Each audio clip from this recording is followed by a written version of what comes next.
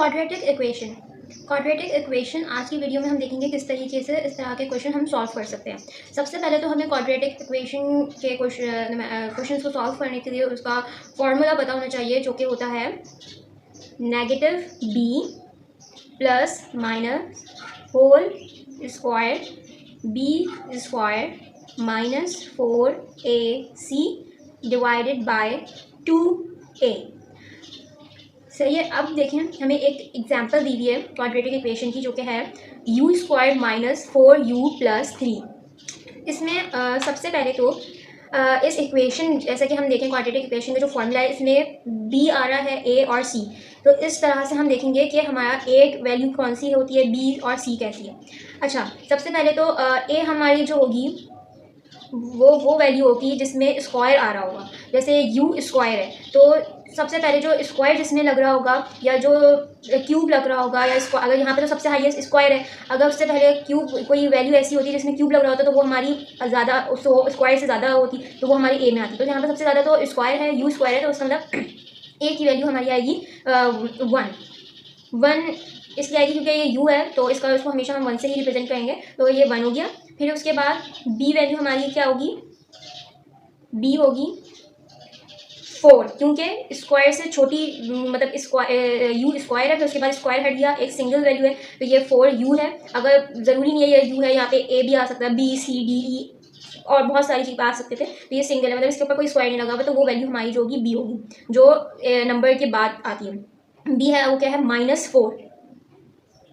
फिर उसके बाद c क्या है, c हमेशा सिंगल वैल्यू होती है जिसमें कोई भी सिंबल नहीं लगा होता है, जैसे u a b c d कुछ भी नहीं होता, सिंगल वैल्यू होती है, तो वो हमारी c है। और c क्या है, 3 है। सही। अब ये हमें सारे वैल्यूज़ पता चल गए, a b और c। अब हम इजीली इन वैल्यूज़ को देखते हुए हमने फार्मूले के अंदर पुट कर सकते हैं, जो कि हमारा फार्मूला क्या था, -b plus minus whole square bracket b square minus 4ac divided by 2a। सही है। अब ये इस फार्मूले के अंदर हम ये वैल्यूज़ को पुट करते हैं, माइनस का साइन एज इट इज़ आएगा।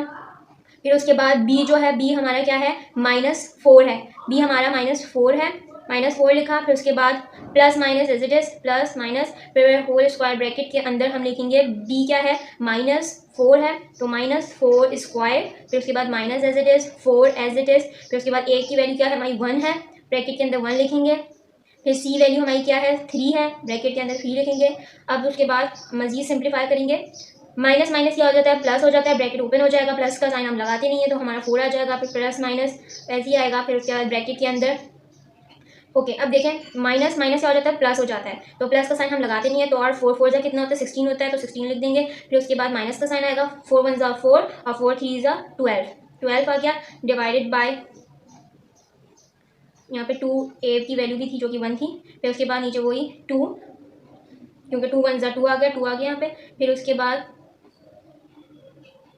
4 plus minus as it is, फिर उसके बाद ब्रैकेट के अंदर हम लिखेंगे 16 में से -12 करें तो हमारे पास बचे 4 डिवाइडेड बाय 2। फिर उसके बाद 4 as it is plus minus, फिर उसके बाद 4 का स्क्वायर ब्रैकेट हमने लिया, स्क्वायर निकाला तो क्या आया हमारे पास, 2 आया, डिवाइडेड बाय नीचे 2 एज इट इज़ आएगा। आगे यहाँ पे सॉल्व करते हैं हम। फिर उसके बाद देखें, अब हमारा ये स्क्वायर खुल गया। अब हम साइन हमारे कौन से, प्लस माइनस के, तो अब हम इसको दो तरीके से सॉल्व करेंगे, एक प्लस से और एक माइनस से। कैसे, यहाँ पे हम करते हैं 4 लिखेंगे, फिर उसके बाद पहले प्लस से प्लस 2 डिवाइडेड बाय नीचे 2 है, 2 आ जाएगा, और एक जगह हम माइनस से करेंगे 4, और क्योंकि यहाँ पे प्लस माइनस दो साइन से, तो हम दोनों से करेंगे, तो यहाँ पे माइनस आ जाएगा, 2 आएगा डिवाइडेड बाय 2। फिर उसके बाद 4 प्लस 2 कितना हुआ, 6 डिवाइडेड बाय 2, यहाँ पे 4 माइनस 2 कितना हुआ, 2 डिवाइडेड बाय 2।